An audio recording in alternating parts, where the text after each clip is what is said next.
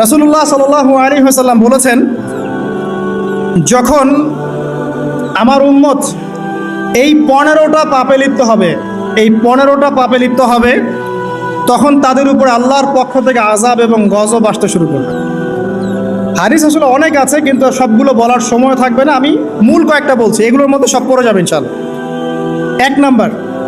এক নাম্বার পাপ যখন এই উম্মতের মানুষ করবে, যখন তারা গনিমতের মালকে ব্যক্তিগত সম্পদ মনে করবে।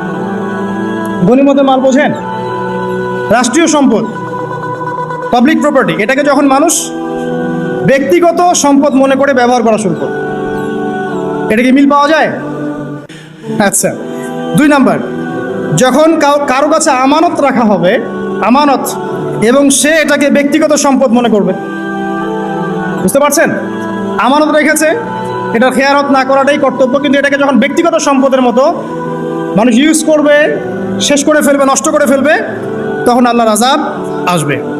3, যখন মানুষ যাকাত আদায় করাটাকে জরিমানা মনে করবে, যাকাত দিতে চাইবে না, যাকাতটাকে জরিমানা মনে করবে।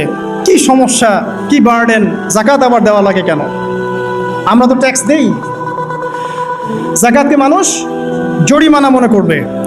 4 নাম্বার, যখন স্বামী, সমাজের স্বামী যারা আছে, এরা স্ত্রীদের আঁচল ধরে থাকবে। বুঝতে পারছেন?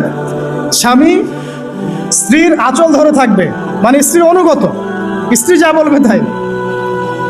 আচ্ছা, গায়রত নাই, মানে স্বামী পুরুষত্বের গায়রত নাই।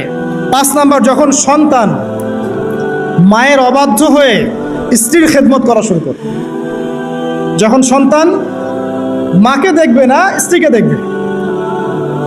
পাচ্ছেন মিল সমাজে? আচ্ছা। 6 নাম্বার, যখন বাবার পরিবর্তে, বাবার পরিবর্তে মানুষ বন্ধুদেরকে সম্মান করা শুরু করবে। বাবাকে সম্মান করবে না, ফ্রেন্ড সার্কেলকে সম্মান করবে। সুবহানাল্লাহ। এরপরে আসেন 7, যখন, আমার কথা রাগ করেন না, এটা হাদিসে আছে, যখন সমাজের নিকৃষ্ট মানুষদেরকে নেতৃত্ব দেওয়া হবে। এটা হাদিসে আছে। সমাজের নিকৃষ্ট মানুষকে যখন নেতৃত্বের আসনে বসাবে মানুষ, তখন সমাজে আল্লাহর গজব আসবে। হাদিস তিরমিজি 2211 নম্বর।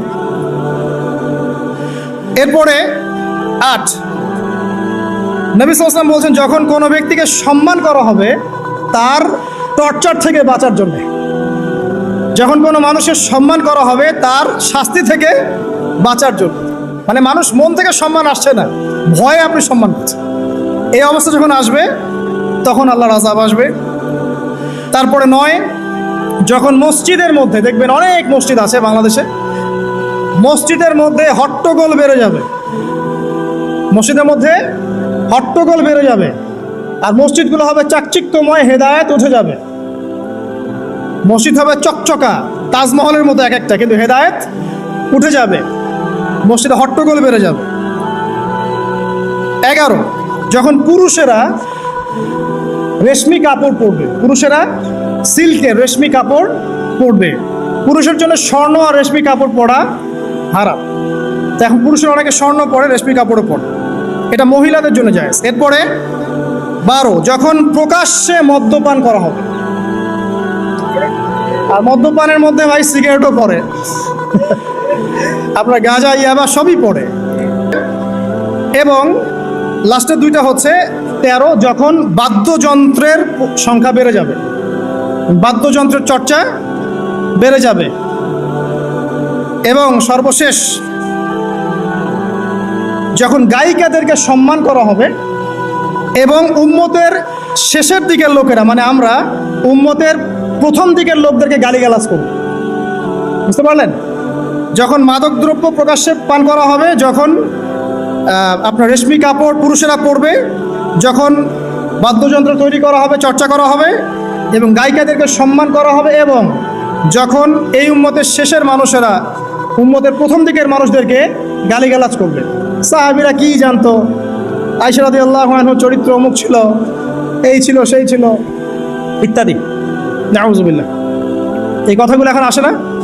এই হাদিসে যে 15টা পয়েন্ট আছে, আমি বেশি হাদিস আনি নাই, আমি নিজে পড়েছি সবগুলোই, কিন্তু আনিনি বেশি হাদিস, এতগুলো বলার সময় নাই। এই একটা হাদিস কি যথেষ্ট না? হাদিসের রাবি আলী রাদিয়াল্লাহু আনহু তিনি বলছেন, যখন এই আমলগুলো সমাজে বেশি বেশি চালু হয়ে যাবে, তখন কি হবে? নবী সাল্লাল্লাহু আলাইহি ওয়াসাল্লাম বলছেন যে তখন জমিনের মধ্যে আল্লাহর পক্ষ থেকে গজব আসবে। কি কি? 1 নাম্বার, প্রবল ঘূর্ণিঝড়, জলোচ্ছ্বাস। 2, আগুনও বর্ষণ হতে পারে, হাদিসে আসছে। 3, ভূমিকম্প হবে বেশি বেশি।